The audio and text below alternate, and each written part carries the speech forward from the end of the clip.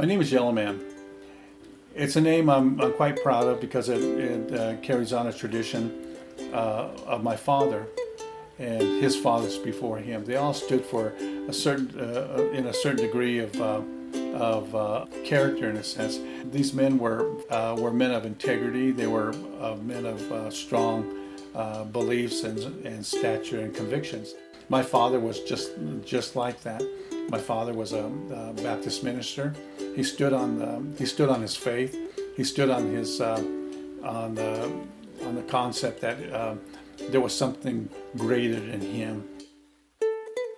You know, growing up, our children have been immersed in this business, and it's a passion, and you're constantly chasing after this desire to paint the perfect scene or figure or so.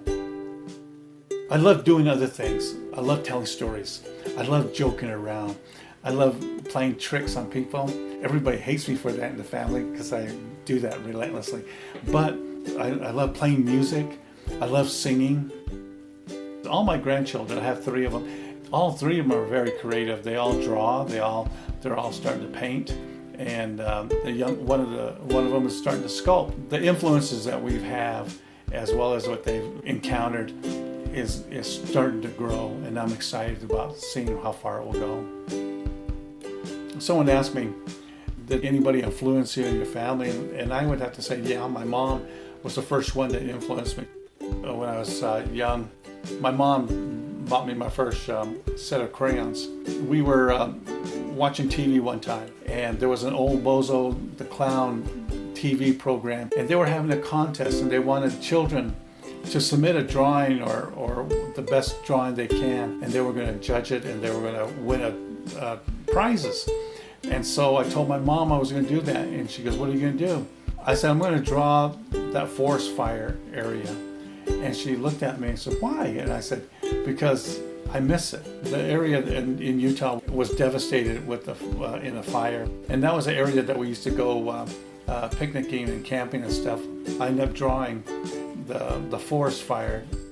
After a while, I submitted in, and lo and behold, I got a letter stating that I won. It was cool. They announced it on TV, and they said my name won first prize, and that was the first time I won anything with my art.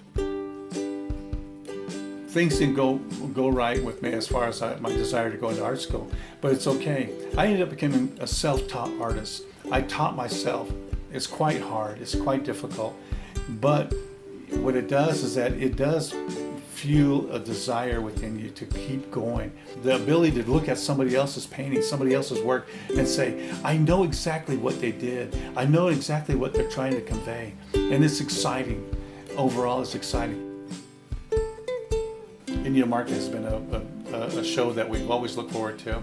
It's exciting, and it's a time of not only to show our artwork, but it's also a time to meet friends, to reacquaint ourselves with friends and collectors, to meet other artists again and visit with them, and it's a time to share and to just a time of coming together again.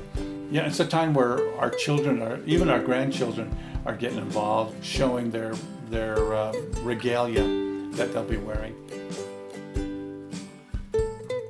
The gallery that we're working with is called True West of Santa Fe. They showcased our work, and it's been very well accepted, and it's just a great gallery to come and visit and just not only look at my work but other people's. So feel free to visit their website for any upcoming events featuring us. Sometimes they'll be doing a show for us there, showcasing our work. You can inquire about all this information through them. The name Yellowman will carry on, and I passed it on to my son Malachi. He has Dinitsui in his name, and then our grandson Cash has also been given that name. So they, in a way, they have a lot to live up to as well as to develop.